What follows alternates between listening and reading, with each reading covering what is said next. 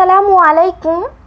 এখন পাকা আমের মৌসুম। পাকা আম দিয়ে শুধু আম দুধ খাওয়ার নয়, পাকা আম দিয়ে বিভিন্ন রকমের পিঠাও কিন্তু তৈরি করা যায়। তাই আজ আমি আপনাদের সাথে শেয়ার করব দুধের খিসা ভরা সুন্দরী পাকা আমের পাটিসাপটা পিঠার রেসিপি। এই পাটিসাপটা পিঠা অন্য পাটিসাপটার পিঠার চেয়েও কিন্তু অনেক গুণ মজাদার হয়ে থাকে। তো আমার পাটিসাপটা পিঠা তৈরি করতে যা যা লাগছে সেটা আজ আমি আপনাদের সাথে শেয়ার করব। আর এখনও যারা আমার চ্যানেলটাকে সাবস্ক্রাইব করেন নাই তারা অবশ্যই আমার চ্যানেলটাকে সাবস্ক্রাইব করে নেবেন এবং পাশে থাকা ছোট্ট বেল বাটনটি ক্লিক করে নেবেন। তো চলুন আমার তৈরি করতে যা যা লাগছে।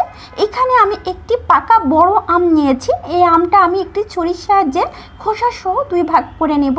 আপনারা এই কাজটা বটি দিয়ে করলেও হবে। এবার আমি এই আমটা এই ছুরির সাহায্যে আমি এইভাবে কিউব করে কেটে নিচ্ছি। আপনারা বটি দিয়ে কেটে নিলেও হবে। এবার আমি কিউব করে কেটে নেওয়া এই আমটি এবার আমি ব্লেন্ডার জারের মধ্যে নিয়ে নেব। এবার আমি একটি পিউরি তৈরি করে নেব। আর এদিকে একটি স্ট্যান্ডারের মধ্যে এই পিউরিটা আমি ভালোভাবে ছেঁকে নিচ্ছি। হ্যান্ড উইক্স দিয়ে ভালো করে নেড়ে চেড়ে নেব। আর আমের যে আঁশটা আছে যাতে ভিতরে না যায় এই জন্য আর এটা আমি ফেলে দিব। আর এরকম পিউরি হয়েছে। এদিকে একটি মিক্সিং বোলের মধ্যে আমি অ্যাড করে দেব 1 কাপ আতপ চালের গুঁড়া, 1/2 কাপ ময়দা, 1/2 কাপ গুঁড়া দুধ নিয়েছি এবং স্বাদ মতো লবণ এবং 1/2 কাপ আইসিং সুগার। আর আইসিং সুগারটা আমি একটি এলাচ দিয়ে গুঁড়া করে নিয়েছিলাম এবং অ্যাড করে দেব পিউরিটা আমি অল্প অল্প করে অ্যাড করে দিব। এবার আমি হ্যান্ড উইক্স দিয়ে ভালো করে মিশিয়ে নিচ্ছি। তো মেশানোর পরে মনে হচ্ছে এই ব্যাটারটি একটু ঘন হয়েছে, এই জন্য সামান্য পানি অ্যাড করে দিলাম। এখানে কুসুম গরম পানি অ্যাড করেছি দিয়ে এবার আমি হ্যান্ড উইক্স দিয়ে ভালো করে মিশিয়ে নেওয়ার পরে এটা আমি দেখাচ্ছি একটা চামচের সাহায্যে যে এরকম ঘনত্ব হয়েছে। ব্যাটারটি কিন্তু আরও ঘন হয়ে যাবে। এবার আমি ঢাকনাটা দিয়ে ঢেকে রেখে দেবো আধা ঘন্টা মতো। এদিকে মিনি মিক্সিং বোলের মধ্যে অ্যাড করবো 2-4 চামচ আতপ চালের গুঁড়া, 2-4 চামচ ময়দা এবং 1 চামচ গুঁড়া দুধ, 1 চামচ আইসিং সুগার দিয়ে আমি ভালো করে শুকনো উপকরণগুলো মিশিয়ে নেব এবং অল্প অল্প করে পানি অ্যাড করে আমি একটি পাতলা ব্যাটার তৈরি করে নেব।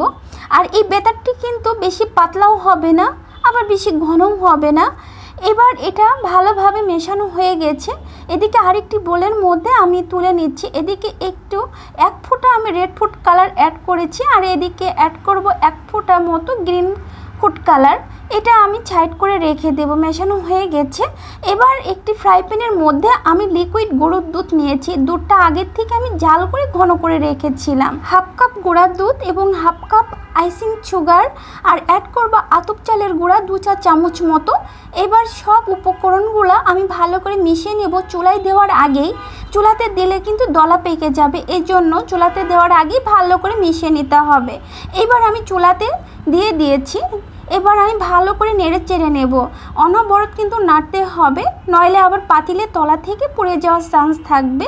তো এরকম নেড়ে চেড়ে এই যে খিসাটা আমি তৈরি করছি আমি দেখিয়ে দিচ্ছি। খিসাটা কিন্তু বেশি ঘনও হবে না আবার বেশি পাতলাও হবে না। এই খিসাটা কিন্তু তৈরি হয়ে গেছে। এইবার আমি চুলা থেকে নামিয়ে নিব। আর এই খিসাটা আমি একটু দেখিয়ে দিচ্ছি যে এইরকম কিন্তু ঘনত্ব হয়েছে, এর চেয়ে বেশি ঘন করা যাবে না।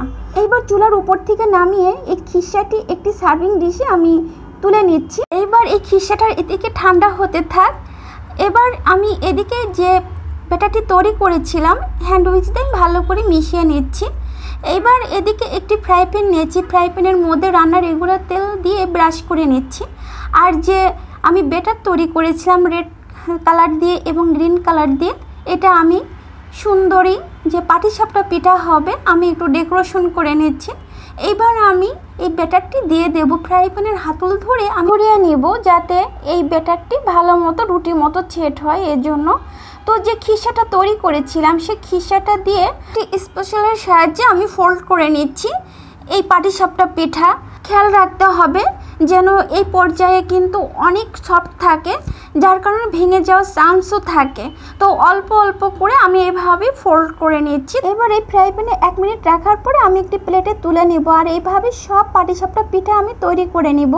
তো সব পাটিসাপটা পিঠা আমি তৈরি করে নিয়ে এসেছি। দেখেন কত সুন্দর আমার এই সুন্দরী পাটিসাপটা পিঠা তৈরি হয়ে গেল। তো একটি ছুরির সাহায্যে আমি একটু কেটে দেখালাম পাটিসাপটা পিঠা। দেখেন কতটা খিসা ভরা আর কতটা লোভনীয় হয়েছে। আমার ভিডিওটি ভালো লাগলে অবশ্যই আমাকে কমেন্টে জানাবেন। আল্লাহ হাফেজ।